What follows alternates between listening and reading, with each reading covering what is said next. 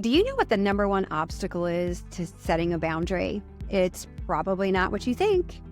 So in this short video, I'm going to tell you what a boundary is. We're going to look at some common misperceptions as to why people don't set them.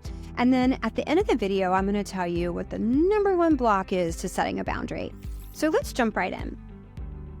So a boundary is a line or a limit between you and someone else. It's telling the other person what doesn't work for you. So for example, you could say, yes, I can come over and help you with this, but I can't help you with all of it. Or another example of what doesn't work for you, you know what, it's really not okay for you to speak to me that way. Another way we think of boundaries is asking for what you need, and that can be just as challenging. You know, hey, I really need to have this me time or this downtime, which with highly sensitive people, HSPs, it's really challenging for us to set those boundaries, to ask for what we need or to say no. So a common misconception about why people don't set boundaries is because they think it's mean to set boundaries. People will often equate saying yes with being kind and saying no with being mean. And that's just not true. And so let's look at that. Let's break that down for just a second. So you can actually say no, and it's kind and loving.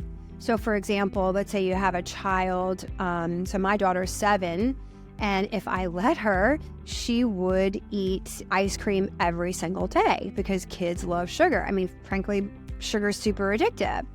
So I tell her, no, you can't have ice cream every day.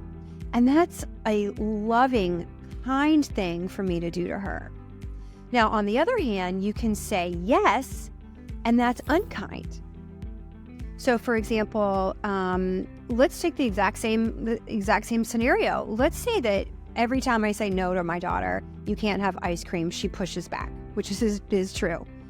And let's say I'm just overhearing the pushback. I don't want to deal with her whatever, rolling her eyes, you know, doing that thing.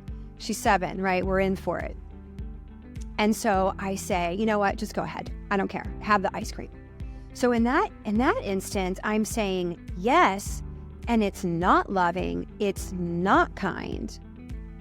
So I'd love to hear an example of where you really have a hard time setting a boundary, saying no, or even asking for what you need. Drop a comment in the comment section. I would love to hear it, what's going on for you, what your biggest challenge is. And if you find this content helpful, please hit the like button and consider subscribing. It helps the information reach more people when you do that. So the number one obstacle of why people don't set boundaries, and I already kind of hinted at it with the example with my daughter, is we don't want to deal with the pushback from the other person. We don't want to deal with their disappointment or with their upset or with their anger. So we just either don't say no, or we don't actually ask for what we need because we can feel shame or embarrassment or some of those limiting beliefs kick in. So remember, when you understand your sensitivity, you too can claim it as your greatest asset.